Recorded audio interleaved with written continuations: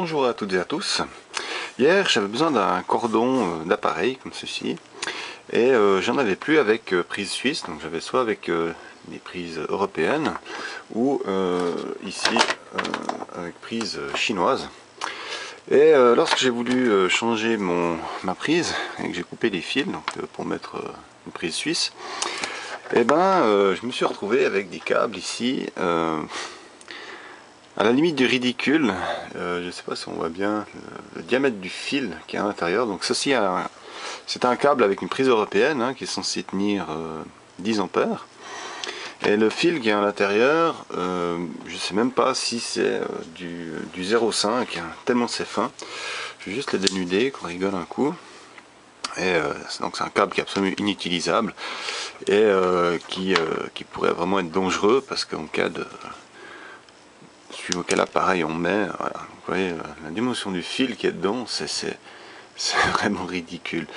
Donc ce genre de câbles sont vraiment... ouais, c'est vraiment... On voit déjà de l'extérieur que c'est vraiment fin. J'en ai un autre là, ici, un autre câble chinois. Juste couper la prise, voir ce que ça donne. Voir si celui-là il est aussi fin. Non, là c'est déjà mieux. C'est déjà mieux. Donc ça c'est tout des câbles que j'ai reçus avec des appareils achetés en Chine, bien évidemment. Voilà, là on a quelque chose qui est déjà un peu plus correct. On est de l'ordre de, je pense, ça va être du 0,75 mm, quelque chose comme ça. Donc là on a déjà quelque chose qui est un petit peu plus dans les normes. Et j'ai ici un troisième câble. Alors celui-là aussi avec prise européenne, c'est un câble que j'ai reçu avec aussi un appareil que j'ai dû commander sauf erreur en France. Et là on va voir que le fil doit être en tout cas de... ouais, c'est le même que l'autre ici. Donc on est aussi aux alentours des 0,75 mm, voire peut-être 1 mm. Peut-être du 1 mm carré, pas sûr, mais je pense 0,75, ce qui serait dans les normes. Donc voilà.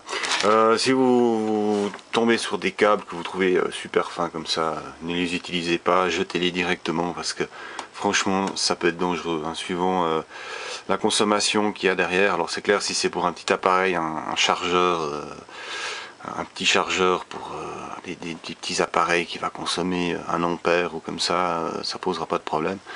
Mais si vous avez derrière un appareil qui consomme beaucoup plus, dans les 5, 6, 7 ampères peut-être, on aura un véritable corps de chauffe et ça peut quand même poser des problèmes d'incendie, voilà. Donc il y a vraiment faire attention avec ces câbles.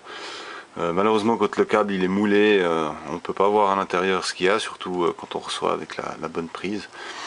Mais là, franchement, quand je suis tombé sur ça, j'ai vraiment trouvé assez scandaleux, quoi. C'est vraiment se mettre en danger, quoi. Donc ce genre de câble, si vous voyez que c'est trop fin, ne les utilisez pas, jetez-les tout de suite. Et utilisez plutôt des câbles qui ont un bon diamètre, là, on sent qu'ils sont déjà beaucoup plus épais, beaucoup plus solide. Celui-là, on sent il est extrêmement mou, c'est très mou, quoi. On sent bien que c'est pas un bon câble. Voilà, à tout bientôt.